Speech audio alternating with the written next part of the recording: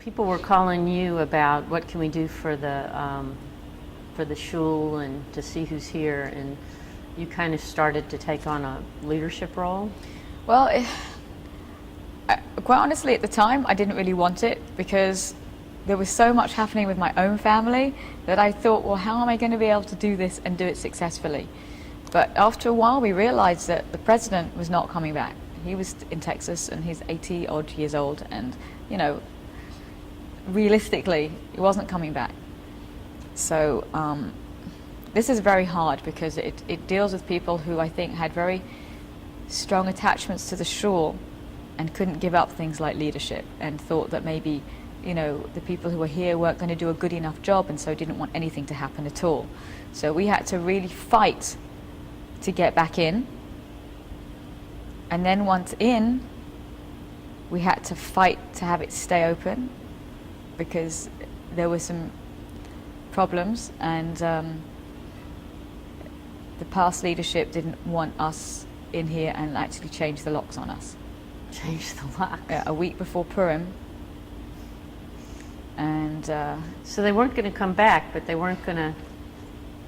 They wanted to try and do it from Texas and tell people how to do what and this, that and the other, which if you come back to, you couldn't do anything from afar. You have to be here on the ground doing it and pulling people in and looking at the neighborhood and talking to the people in the neighborhood, because it's not just this shul sitting on a block.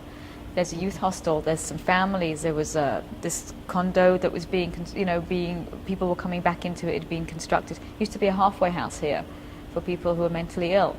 I think that was actually closed right before Katrina, and they'd built these condos. So it wasn't just about us on a block, it's about the neighborhood.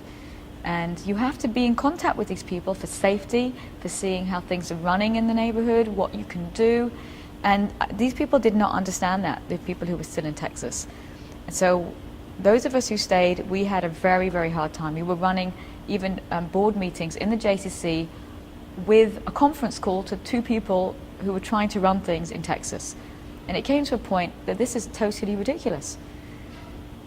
There was a vote to put somebody, who said who might come back but didn't, as president, and some of the older members decided to go with that vote because they'd been talked into it by, I guess, history, and that these people had lived here all their lives, and here is I, a new person.